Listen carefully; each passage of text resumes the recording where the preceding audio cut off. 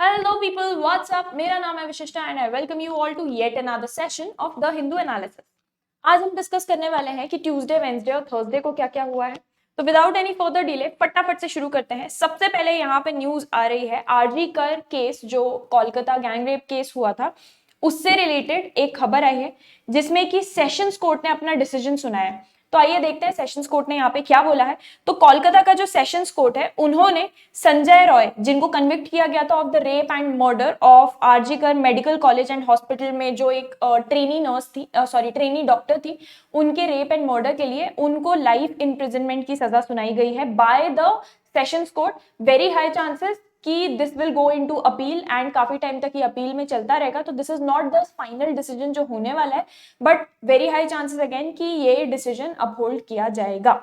Additional district and sessions जज जो हैं उनका सियालदा के, उनका नाम है अनिर्बन दास। उनका ये कहना था कि इस केस से बहुत ही साफ जाहिर होता है, it is quite evident that it did not meet stringent criteria for being classified as rarest of rare.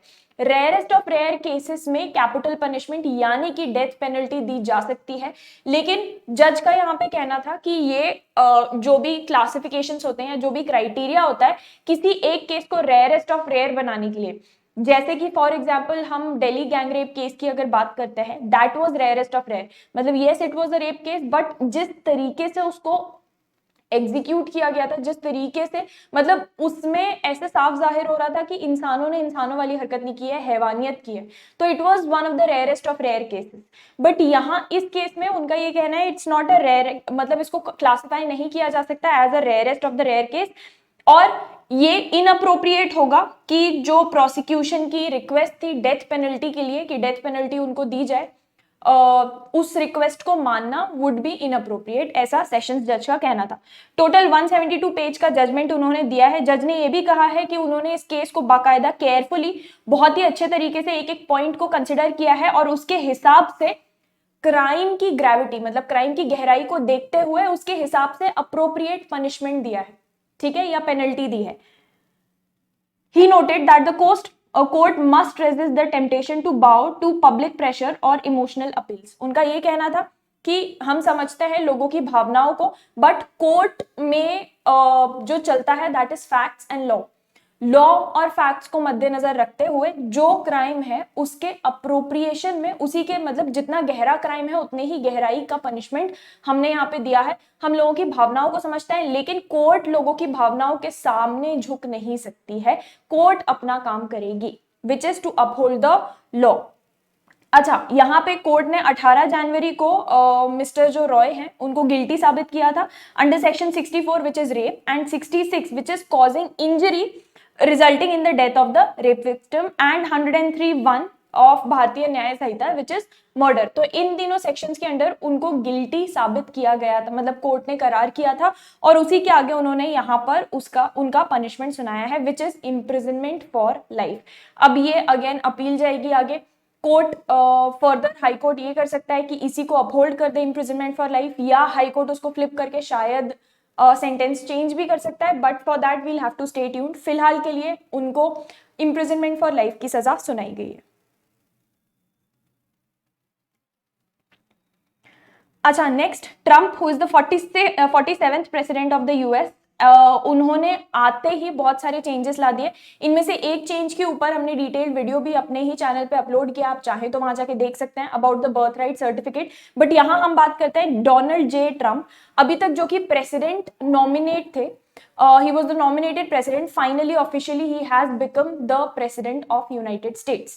उन्होंने ओथ सेरेमनी बाकायदा बहुत सारे इंडियन बड़े बड़े डेलीगेट्स ने भी अटेंड की थी, पूरा all over the world globally बहुत सारे लोग गए थे उनकी ये ओथ सेरेमनी वगैरह को अटेंड करने के लिए, and he has officially become the 47th president of United state of America. अब अगर इनकी पार्टी की बात करें तो ही रिप्रेजेंट्स द रिपब्लिकन्स। इनके पहले जो बाइडेन थे 46 प्रेसिडेंट, वो डेमोक्रेट्स की तरफ से आते थे। तो डोनाल्ड जे ट्रम्प मंडे को उन्होंने ओथ लिया फॉर द सेकंड टर्म। इसके पहले भी एक बार वो यूएस के प्रेसिडेंट रह चुके हैं, और उनका ये कहना था कि नाउ विथ हिज रीन, जैसे ही उनका टाइम स्टार्ट हुआ है, अब अमेरिका का गोल्डन एज वापस आ चुका है। इन अ फायरी इनॉग्रल एड्रेस उन्होंने ये कहा है कि 20 जनवरी, जिस दिन उन्होंने ओथ लिया, this is a liberation day. मतलब एक तरीके से उन्होंने ये बताया कि अमेरिका को फाइनली आजादी मिली है। तो जिस दिन से मैं ऑफिस में आया हूँ अब अमेरिका का लिबरेशन डे आ चुका है। अमेरिका डिक्लाइन, मतलब ये जो धीरे धीरे करके गिरता जा रहा है, उनके हिसाब से जनरली लोग ऐसे ही बोलते हैं कि हमारे पहले वाला तो कचरा ही कर रहा था, अब मैं बताता हूँ काम कैसे होता है। तो उन्होंने बोला अमेरिका का decline is over and changes बहुत ही क्विकली आने वाले हैं। उनका ये कहना है America will remain its reclaim its rightful place as the greatest most powerful most respected nation on earth, inspiring the awe and admiration from the entire world। कि America की जो एक टाइम पे बोलते थे द ग्लोरी ऑफ अमेरिका, उसको मैं restore करूंगा, उसको मैं वापस लाऊंगा। एक टाइम पे हम जो greatest most powerful and most respected nation पूरी दुनिया के थे, अब हम वापस से उसी पोजिशन को लाने वाले हैं। Mr. Trump stormed back to the White House for the second term with a strongman persona and a vision of an all-powerful presidency with the promise to aggressively reset US की policies in a range of domains including immigration, tariff and energy। सबसे पहला जो इन्होंने executive order भी पास किया है that is also related to these three things which is immigration, tariff and energy। सबसे पहले तो उन्होंने इमिग्रेशन के अगेंस्ट बोला है कि जो बर्थ राइट, कई बार क्या होता है यूएस में कोई इंसान अगर जाता है इमिग्रेट करके, for an example I have a lot of friends who are in US, तो वो स्टूडेंट वीजा पे वहां पर गए, दे स्टार्टेड वर्किंग देयर, अब वो H1B वीजा पे वहां पर काम कर रहे हैं एंड अभी भी उनको ग्रीन कार्ड नहीं मिला है, बट उनके जो बच्चे वहां पे पैदा हुए हैं they are born citizens of USA. क्योंकि वो यूएसए में पैदा हुए हैं इसलिए by default they are the citizens of USA. ये कहलाता है बर्थ राइट। ठीक है, बर्थ राइट सर्टिफिकेशन या बर्थ राइट सिटीजनशिप। इस चीज को डोनाल्ड ट्रंप हटाने की बात कर रहे हैं और इनफैक्ट उन्होंने एग्जीक्यूटिव ऑर्डर पास किया है इस चीज को हटाते हुए, बर्थ राइट सिटीजनशिप के कंसेप्ट को। कोई भी illegal entry will immediately be halted. अगर कोई भी इलीगली अमेरिका में घुसने का ट्राई कर रहा है तो उसको तो रोका ही जाएगा and we will begin the process of returning millions and millions of criminal aliens back to the places which they came from. बहुत सारे इमिग्रेंट्स जिनके देश में कुछ हालत खराब चल रही होती है या फॉर वट एवर रीजन वो भाग के अमेरिका में आ जाते हैं, इलीगली वहां पे रह रहे होते हैं बिना वीजा के, और या तो वीजा एक्सपायर हो चुका होता है फिर भी वहां पे ठहर जाते हैं, पकड़ में नहीं आते, पुलिस को इवेड करते हुए घूमते हैं। उन्हीं की बात कर रहे हैं कि उनको वापस डिपोर्ट किया जाएगा अपनी country. From this day forward our country will flourish and be respected again all over the world. We will be the envy of every nation and we will not allow ourselves to be taken advantage of. मतलब हमारा अब just because we are first world country और हम help करते हैं, अब हम किसी को भी हमारा फायदा नहीं उठाने देंगे। उन्होंने उसी के साथ साथ द अमेरिकन ड्रीम की भी बात की। अमेरिकन ड्रीम को बहुत ज्यादा सालों से कोई भी प्रेसिडेंट आते हैं तो they talk about the American dream. तो इट्स अ स्लोगन एक्चुअली कि for America to be great again it we have to achieve the American dream. जैसे इंडिया में हम विकसित भारत की आजकल बहुत ज्यादा बात करते हैं, वैसे ही वहां पर दी अमेरिकन ड्रीम चलता है। Will soon be back and thriving like never before, उनका ये कहना था। After years and years of illegal and unconstitutional restriction of expression, I will also sign an executive order to stop all censorship and bring back free speech to America।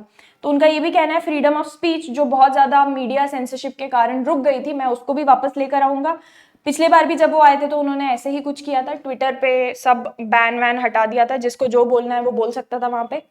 This will also and the government policy of trying to socially engineer race and gender into every aspect of public and private life। तो basically अभी यहाँ पे उनके executive orders की बात नहीं हुई है, प्रॉब्ली हम नेक्स्ट न्यूज़पेपर में उसको डिस्कस करेंगे, बट यहाँ पर उन्होंने एजेंडा अपना बता दिया है कि while he is in term and he is in the office of a president, वो क्या क्या अगले आने वाले सालों में हमको क्या क्या देखने को मिल सकता है as Trump being the US president.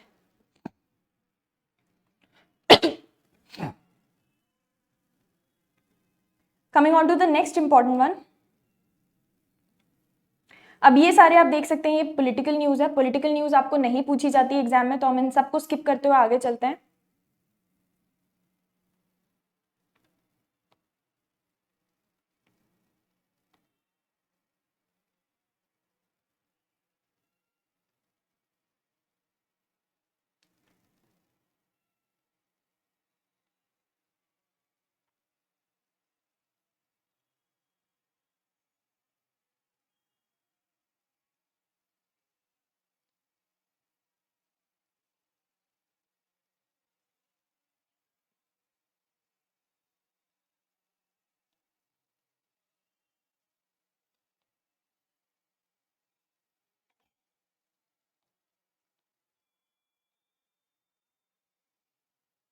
या तो हम ये बहुत पहले भी डिस्कस कर चुके थे कि उत्तराखंड में प्रोबेबली यूनिफॉर्म सिविल कोड बहुत ही जल्द आने वाला है। यूनिफॉर्म सिविल कोड जिसके बारे में हमारा कॉन्स्टिट्यूशन का आर्टिकल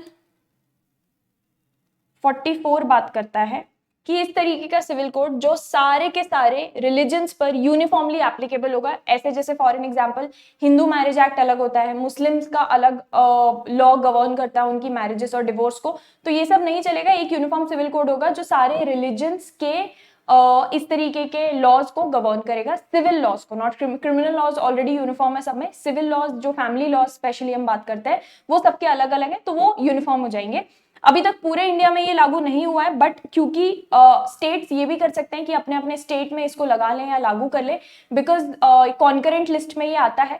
तो कॉन्स्टिट्यूशन के कॉन्करेंट लिस्ट में जो भी चीजें फॉल करती है उस पर सेंटर भी लॉ बना सकता है, स्टेट खुद भी लॉ बना सकता है, ठीक है। तो उत्तराखंड कैबिनेट मंडे को उन्होंने अप्रूव किया uniform civil code at its meeting chaired by Chief Minister Pushkar Singh Dhami, paving the way for implementation of the code. He said that the government would issue a gazette notification for the legislation by January end. तो हमको official notification January and तक देखने को मिल जाएगा। जो uniform civil code है उन्होंने it was passed by the assembly in February 2024। It has kept tribal people out of its ambit. तो अभी भी ट्राइबल जो लोग हैं उनके जो लॉज हैं या उनके जो तौर तरीके होते हैं वो उसको फॉलो कर सकते हैं। They will not fall under the ambit of या they will not be governed by uniform civil code. And provision the complete ban on practices such as halal, iddat, तलाक, ये सारी चीजों पे खासतौर पे जो मुस्लिम पर्सनल लॉ के अंडर आते हैं, टाइप्स ऑफ डिवोर्स, इनके ऊपर कंप्लीट बैन लगाता है UCC. It ensures that women are given equal rights in matter related to property and inheritance. इसी के साथ साथ अभी भी मुस्लिम लॉज में बहुत सारी ऐसी चीजें होती हैं जिसमें विमेन को प्रॉपर्टी राइट्स नहीं होती हैं या इक्वल प्रॉपर्टी राइट्स नहीं होती, इनहेरिटेंस राइट नहीं होती। मतलब if a father passes away तो उनकी प्रॉपर्टी बच्चों में किस तरीके से डिवाइड होगी, उसमें भी बेटियों के लिए इक्वल राइट्स नहीं होती, तो उन सारी चीजों को हटाएगा। Code makes it mandatory to register marriage and divorce. अब ये मैंडेटरी करता है इस कोड के अंदर कि अगर आप शादी कर रहे हैं तो for that marriage to be legal, अगर आपको कल को कोर्ट में प्रूव करना पड़ गया तो आपको रजिस्ट्रेशन 100% कराना ही पड़ेगा। So it makes registration mandatory. फिलहाल रजिस्ट्रेशन लॉज के अंडर मैंडेटरी नहीं है। Fehling which the couple concerned will be deprived of the benefits of all government facilities. तो कई बार गवर्नमेंट फैसिलिटीज प्रोवाइड करती है फॉर मैरिड कपल्स, वो सारी फैसिलिटीज उन लोगों को नहीं मिल पाएगी जिनकी मैरिज रजिस्टर्ड नहीं है। It has stringent provisions for failure to register live in relationships. The children born out of a live-in relationship will be considered a legitimate child of the couple. तो कोई भी लिव इन रिलेशनशिप को भी इस code के under recognition मिला है, और कोई भी बच्चे अगर एक कपल लिव इन रिलेशनशिप में रह रहा है और उससे अगर कोई भी बच्चे पैदा होते हैं तो उनको बाकायदा वही अधिकार मिलेंगे एज इफ अगर एक मैरिड कपल का बच्चा होता है उसको जो सारे राइट्स मिलते हैं, which is a huge thing. क्योंकि लिव इन रिलेशनशिप से आज तक जो बच्चे पैदा होते थे दे आर इलेजिटिमेट, उनको इलेजिटिमेट कंसिडर किया जाता है, तो उनके कोई हक ही नहीं थे। मतलब if the father passes away और if the mother passes away, तो वो बेसिकली ये प्रॉब्लम फादर के केस में आती थी। तो if the father passes away तो उनका कोई हक ही नहीं होता था अपने फादर की किसी भी इनहेरिटेंस या प्रॉपर्टी के ऊपर, जबकि they were living like a couple, almost like a married couple. तो इस चीज को रिकग्निशन या इस चीज को रेमेडी करते हुए यूसीसी में ये सारे प्रोविजंस डाले गए हैं। पोल प्रॉमिस की बात करें तो 2022 की जो असेंबली पोल्स हुए थे उसमें सरकार जो थी, उन्होंने, मिस्टर धामी का ये कहना है कि उनकी सरकार ने प्रॉमिस किया था उत्तराखंड के लोगों को कि वो यूनिफॉर्म सिविल कोड लेकर आएंगे, and finally they have brought uniform civil code under the leadership of our present prime minister.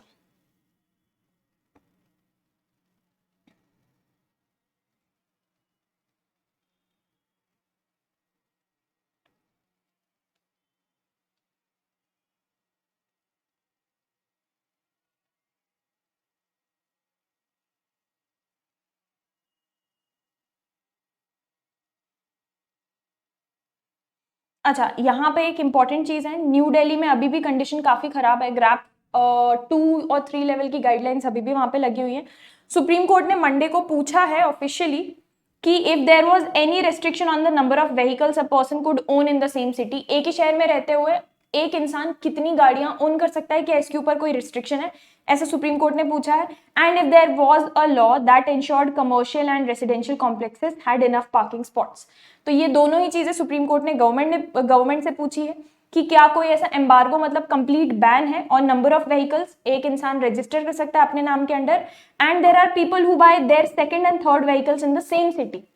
ऐसा जस्टिस A.S. ओका का कहना है, जो इस बेंच को हेड करते हैं। उन्होंने जो सेंटर को रिप्रेजेंट कर रहे थे एडवोकेट्स, उनसे पूछा। कोर्ट कंसिडर कर रहा था बेसिकली एक नोट जो प्रिपेयर किया था एमिकस क्यूरे ने, senior advocate Aparajita Singh, who has recommended a robust and integrated public transport system for reducing the number of private vehicles. Basically, again, all this has to do with pollution only. And Delhi में जो pollution levels winters में पहुंच जाते हैं कि it becomes toxic, तो इसका एक बहुत बड़ा reason which is responsible for it is vehicular pollution as well. तो उस चीज से डील करने के लिए कोर्ट बहुत सारे तरीके आजमा रहा है और सुन रहा है तरीकों के बारे में। तो एमिकस क्यूरे को बोलते हैं हम, लैटिन टर्म होता है, लैटिन फ्रेज होता है रादर, इसका मतलब होता है फ्रेंड ऑफ द कोर्ट।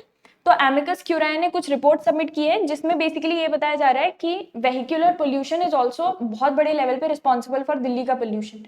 तो कोर्ट का ये कहना है कि क्या इसके ऊपर कोई लॉ एग्जिस्ट करता है, एक इंसान मैक्सिमम कितने, एक ही शहर के अंदर मैक्सिमम कितने व्हीकल्स ओन कर सकता है। अगर नहीं करता तो क्या हम इस तरीके का कोई लॉ ला सकते हैं।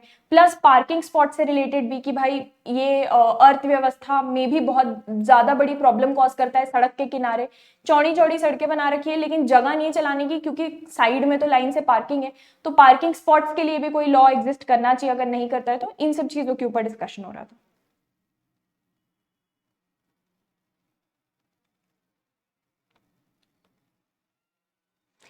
अच्छा, coming on to the next important news, सीधा हम वर्ल्ड पे आ जाते हैं।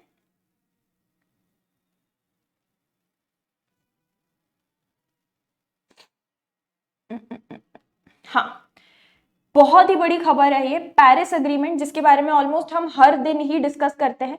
पेरिस अग्रीमेंट जो हुआ था COP21 के टाइम पे, जो कि पेरिस में हुई थी, जिसमें सारे के सारे कंट्रीज ने प्रॉमिस किया था, एक अग्रीमेंट बेसिकली किया था कि ग्लोबल टेम्परेचर को 1.5 डिग्री सेल्सियस तक नीचे लेकर आएंगे फ्रॉम प्री इंडस्ट्रियल टाइम्स या प्री इंडस्ट्रियल एरा। तो ये अग्रीमेंट किया था जिसमें यूएस भी बहुत बड़ा पार्ट था और यूएस से काफी बड़े लेवल पे फंडिंग भी आती थी। धीरे धीरे करके सारे ही देश नॉन रिन्यूएबल से रिन्यूएबल फॉर्म्स ऑफ एनर्जी पे ट्रांसफर कर रहे थे या शिफ्ट कर रहे थे। तो यहाँ पर यूएस के नए प्रेसिडेंट ने आते ही बोला है कि we are going to withdraw from the Paris agreement. So US president Donald Trump administration, उन्होंने मंडे को अनाउंस किया है कि यूनाइटेड स्टेट्स का इंटेंशन है पूरा कि पेरिस क्लाइमेट अकॉर्ड जो अग्रीमेंट था उससे हम विड्रॉ करने वाले हैं फॉर अ सेकेंड टाइम, और defined rejection of the global efforts to combat planetary warming.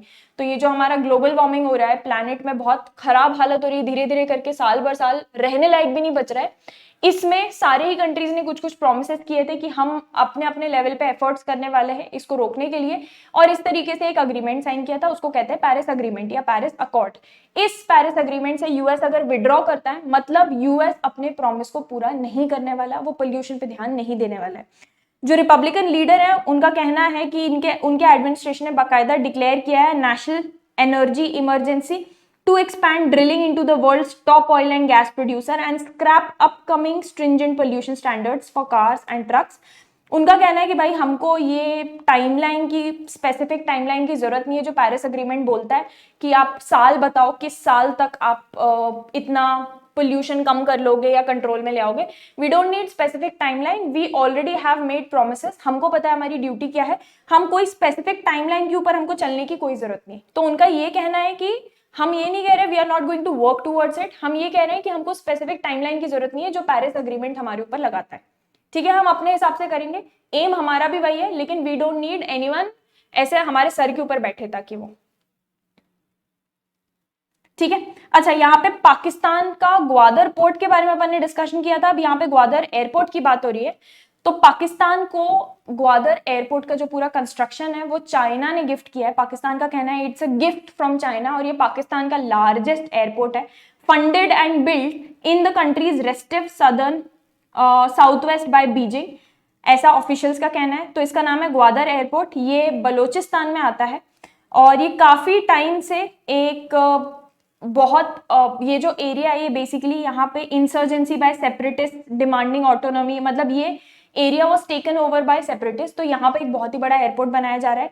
Pakistan के जो डिफेंस मिनिस्टर हैं ख्वाजा मोहम्मद आसिफ एंड जो चाइनीज ऑफिशियल्स हैं उन्होंने बाकायदा यहाँ पे सेरेमनी अटेंड की जिसमें इनॉग्रेट किया गया इस एयरपोर्ट को, और बहुत सारे ऑफिशियल्स भी चाइना और पाकिस्तान दोनों से ही है। जो सेरेमनी थी वो बहुत कुछ टाइम पहले उसके बारे में बात हुई थी after Chinese premier Li Qiang and his Pakistani counterpart Shehbaz Sharif, उन्होंने वर्चुअली आपस में मीटिंग की थी, मिलके बैठ के बातचीत की थी और पूरा प्लान बनाया था और उसके बाद इसका कंस्ट्रक्शन चालू हुआ था। तो उसी का इनॉग्रेशन अब हुआ है।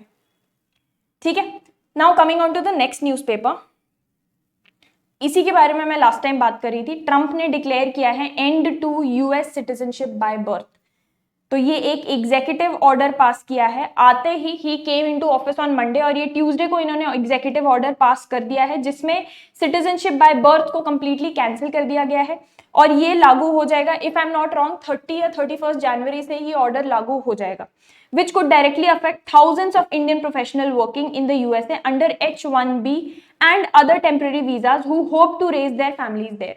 तो लोगों को ये लगता था कि ग्रीन कार्ड की लाइन में हम बहुत लंबी लाइन में हैं, but if they have a kid, जो बच्चा बेसिकली यूएस में कोई भी बच्चा अगर पैदा होता है तो वो ऑटोमेटिकली यूएस का सिटीजन बन जाता है because he is born there, he और शी इज बोर्न देयर। अब तो उससे क्या होता है, जो पेरेंट्स होते हैं वो ग्रीन कार्ड की लाइन में ऑटोमेटिकली आगे आ जाते हैं क्योंकि अब दे have a US citizen in their family. But अगर ये राइट ले लिया है तो बहुत सारे लोग H-1B वीजा पे ही लटक के रह जाएंगे और उनको कभी ग्रीन कार्ड शायद कभी ना मिले। एंड मैक्सिमम यहाँ पे इंडियन और मैक्सिकन फैमिलीज हैं जो यूएस में बसी हुई है, who were hoping for a citizenship और अ ग्रीन कार्ड, बट उनके ये सारे सपने टूट चुके हैं। मिस्टर ट्रंप का ये भी कहना था कि 100% टैक्स लगाया जाएगा ऑन ब्रिक्स कंट्रीज। अब ब्रिक्स में कौन कौन आता है? Brazil, Russia, India, China, south Africa. हम धीरे धीरे करके क्या कर रहे हैं, हम ताकि डॉलर्स के ऊपर हमारी रिलायंस या डिपेंडेंसी कम हो जाए या बंद हो जाए, हम धीरे धीरे अपनी करेंसीज में ट्रेड कर रहे हैं। अब इस चीज को भी डोनाल्ड ट्रंप ने टारगेट करते हुए बोला है कि अगर आप नॉन डॉलर ट्रांजैक्शंस करेंगे, एक दूसरे से लेन देन करेंगे और नॉन डॉलर ट्रांजैक्शन बिना डॉलर के अगर ये करेंगे तो हम आपके ऊपर 100% टैरिफ्स लगा सकते हैं। मतलब आप समझो, अगर आपने 2000 रुपए की कोई चीज जो इंडिया की मैन्युफैक्चर्ड है आप यूएस में बेचना चाह रहे हो तो उसके ऊपर 100% टैरिफ लगेगा, यानी वो चीज वहां जाके 4000 की हो जाएगी, ऑटोमेटिकली बिकेगी नहीं उनके मार्केट में। तो मतलब बेसिकली हमारे लिए यूएस का मार्केट बंद हो जाएगा, not just us but BRICS की सारी मेंबर कंट्रीज के लिए, अगर हम नॉन डॉलर ट्रांजैक्शन करते हैं तो। ये दूसरा उनका बहुत ही बड़ा एग्जीक्यूटिव डिसीजन था। और तीसरा उन्होंने बोला है कि he is going to crack down on undocumented and illegal immigrants, जो करीब 7.25 लाख इंडियंस हो सकते हैं, जिसमें से 18,000 ऑलरेडी एक लिस्ट में है जिस लिस्ट का नाम है फाइनल लिस्ट ऑफ रिमूवल। इन सबको डिपोर्ट किया जाने वाला है, 18,000 को ऑफिशियली, बट कुछ 7.25 लाख इस लिस्ट में आते हैं, तो उसमें से छंटनी होके सारे के सारे इलीगल इमिग्रेंट्स को डिपोर्ट किया जाएगा। ठीक है,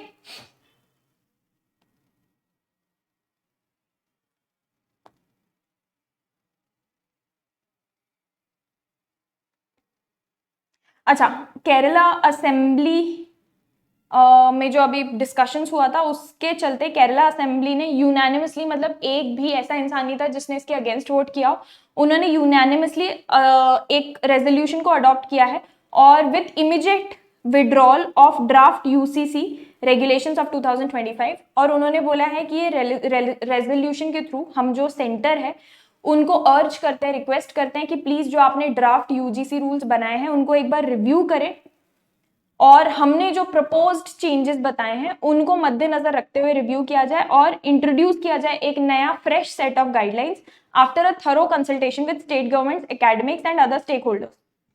उनका ये कहना है कि जो ड्राफ्ट यूजीसी रूल्स हैं, वी अंडरस्टैंड आपका इंटेंशन, हमको प्रॉब्लम नहीं है उनको इंप्लीमेंट करने में, लेकिन एक बार वापस आप रिव्यू करें और जो स्पेसिफिक स्टेट्स हैं, क्योंकि हर स्टेट का अपना अपना रिलीजियस डिनोमिनेशन अलग अलग है, परसेंटेज अलग अलग है, ठीक है, तो आप उसको देखते हुए स्टेट्स के साथ कंसल्टेशन करें, अकेडमिशियंस जिनको इसका नॉलेज है उनके साथ कंसल्ट करके फिर रिवैम्प करके एक नया ड्राफ्ट बनाए, ऐसा इस रेजोल्यूशन में उनका कहना है। ठीक है,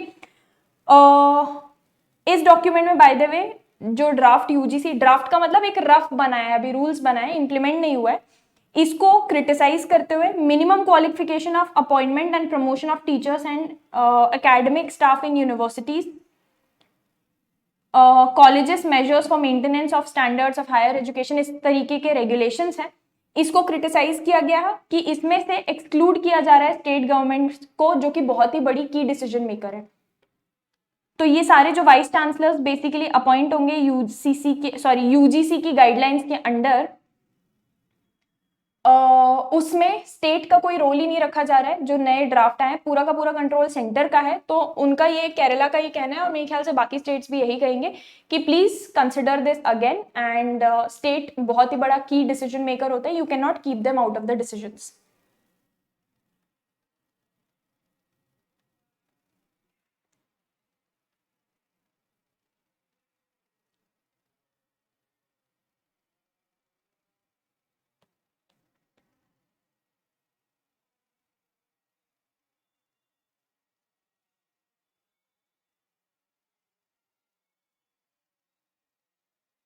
अच्छा, वर्ल्ड इकोनॉमिक फोरम की मीटिंग डावोस में होती है। ये एक ट्रिक क्वेश्चन होगा अगर आपसे पूछा जाए इस बार कहाँ हो रही है, क्योंकि हर साल WEF यानी कि वर्ल्ड इकोनॉमिक फोरम की मीटिंग हर साल डावोस में ही होती है, डावोस स्विट्जरलैंड।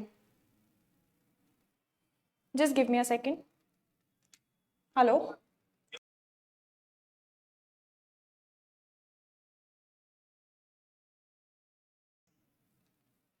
डावोस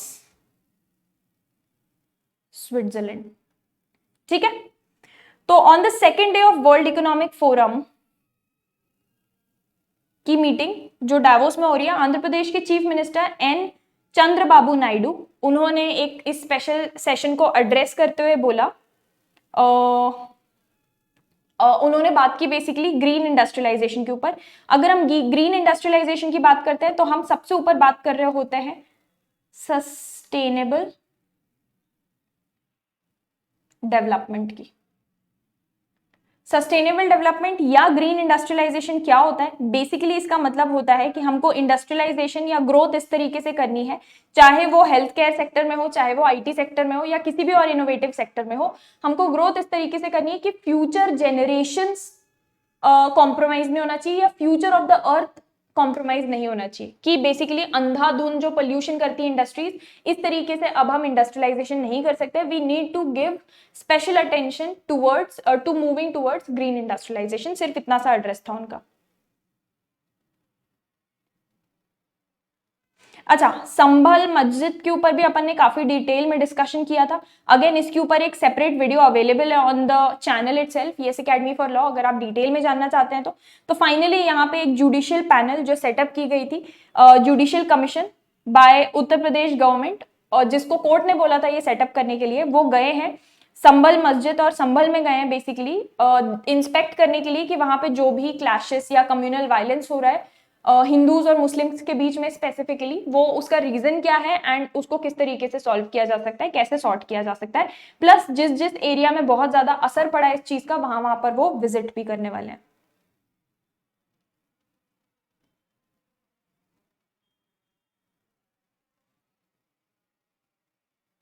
अच्छा, मोस्टली ये पॉलिटिकल न्यूज है, सीधा अब आ जाते हैं वर्ल्ड न्यूज के ऊपर।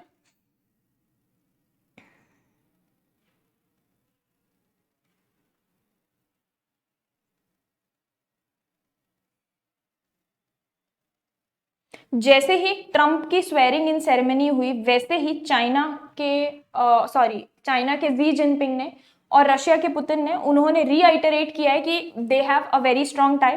सो Russian president Vladimir Putin, basically this is like sending out message to the entire world कि वहां पर एक बड़ा धुरंधर आ रहा होगा, लेकिन हम भी कम नहीं है। व्लादिमीर पुतिन, उन्होंने बात की चाइनीज प्रेसिडेंट जी जिनपिंग के साथ और एम्फेसाइज किया कि भाई उनके टाइज, दोस्ती अभी भी काफी ज्यादा क्लोज है। एक ही दिन after the new US president came into power, दोनों ही लीडर्स ने डिस्कस किया कि भाई मिस्टर ट्रंप के साथ किस तरीके से कांटेक्ट बनाना है, किस तरीके से एडमिनिस्ट्रेशन चलना चाहिए, क्या रिलेशनशिप रहेगा। ये दोनों लीडर्स ने आपस में डिस्कस किया कि what their new relationship with the US is going to be. ठीक है। अच्छा, coming on to the last and third newspaper. अब यहाँ पे मोस्टली एक्सीडेंट्स की न्यूज है। नॉलेज के लिए important but exam point of view से not at all important. Next, ये बगल में बहुत इंपॉर्टेंट है, Marco Rubio meets Jaishankar, calls for talks with India on illegal migration. तो यूएस जो है वो ऑफिशियली इंडिया के साथ टेकअप और डिस्कस करना चाहते हैं issue of illegal migration with India. US के जो सेक्रेटरी ऑफ स्टेट हैं मार्को रूबियो, उनका कहना था external affairs minister S Jaishankar से ड्यूरिंग जो उनकी मीटिंग हुई थी वॉशिंगटन में, जो बायलेटरल मतलब कि दो कंट्रीज जब आपस में करती हैं उसको हम बायलेटरल बोलते हैं। ये जो बायलेटरल मीटिंग थी was mister Rubio's first with any foreign dignitary after taking charge of the US state department on Tuesday. जो कमेंट्स किए गए थे on immigration issues came a day after US president, उन्होंने बर्थराइट सिटीजनशिप हटा ली और कुछ 1800 इंडियंस फाइनल लिस्ट में भी हैं फॉर डिपोर्टेशन, उसकी भी उन्होंने बात की। तो इसी के एक दिन बाद ये बायलेटरल मीटिंग हुई है जिसमें फाइनल डिस्कशन सारे के सारे किए गए। This is also a very very very important news. JDU के इकलौते एमएलए जो मणिपुर में बीजेपी के सपोर्ट में थे, उन्होंने अपना सपोर्ट विड्रॉ कर लिया है। तो हालांकि कुछ खास फर्क नहीं पड़ने वाला है क्योंकि अभी भी बीजेपी हैज 37 सीट्स देयर और वो एमएलए सिर्फ एक ही थे, तो ऐसा नहीं है कि सत्ता पलट हो जाएगी, but still this is quite funny also and concerning also, क्योंकि JDU is not exactly known for sticking and staying. उनके ऑलरेडी काफी सारे एमएलए के ऊपर एक सेकेंड, हाँ, उनके काफी सारे एमएलए के ऊपर ऑलरेडी शेड्यूल 10 के अंदर एंटी डिफेक्शन लॉज के अंदर केसेस चल रहे हैं, तो उसी के चलते ये एक और सपोर्ट विड्रॉ करना is a huge thing, but anyway. तो जिसकी मैं बात कर रही थी, it's right here, the trial of 5 MLAs is pending under the 10th schedule of the constitution of India before speaker tribunal. तो स्पीकर के ट्राइब्यूनल के सामने ऑलरेडी 5 एमएलए का ट्रायल पेंडिंग है एंटी डिफेक्शन के लिए, यही पार्टी बीच में से छोड़ देना और कहीं और ज्वाइन कर लेना, इसके अगेंस्ट लॉ है। सो ऑलरेडी पेंडिंग है, बट फिर भी एक ही एमएलए थे, कुछ खास फर्क नहीं पड़ता, बट उन्हीं की रेपुटेशन खराब हुई है।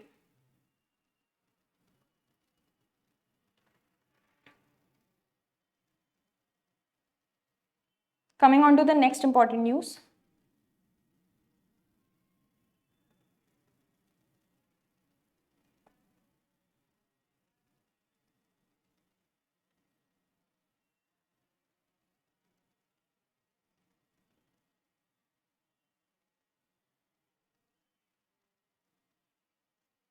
अच्छा, यहाँ पे आंध्र प्रदेश के चीफ मिनिस्टर जो कि डावोस में है फॉर वर्ल्ड इकोनॉमिक फोरम की meeting, he has met Bill gets.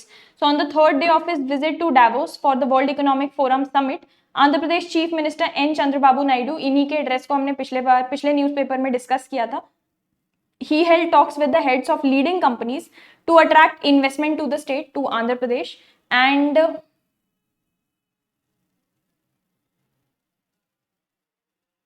just a second.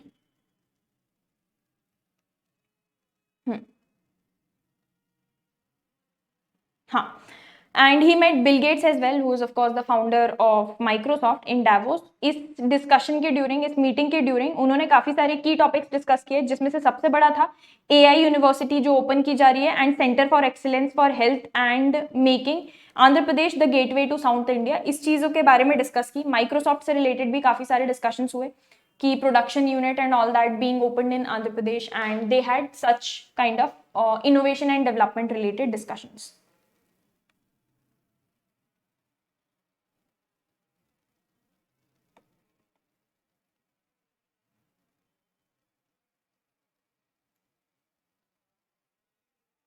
अच्छा, अनदर वेरी स्मॉल अपडेट, हम इसके बारे में डिस्कस कर रहे थे काफी टाइम से। अगर आप पहले से जुड़े हुए हैं तो आपको पता होगा कि farmer leader mister Dallewal, supreme court government बहुत कुछ ट्राई कर रही है उन तक पहुंचने के लिए, so that he could be shifted to hospital and given medical care, क्योंकि वो उनको 50 दिन से ऊपर हो चुके हैं फास्टिंग, अनशन कर रहे हैं, वो भूख हड़ताल कर रहे हैं फॉर दीज जो खास तौर पे एमएसपी की मांग है किसानों ने रखी है पंजाब हरियाणा बॉर्डर पे जो प्रोटेस्ट कर रहे हैं उनको मेक शिफ्ट हॉस्पिटल, मतलब नॉट एग्जैक्टली हॉस्पिटल बट घर पे ही सर्विसेज लाके उनको शिफ्ट करा गया है, ऐसा पंजाब गवर्नमेंट ने सुप्रीम कोर्ट को इन्फॉर्म किया है।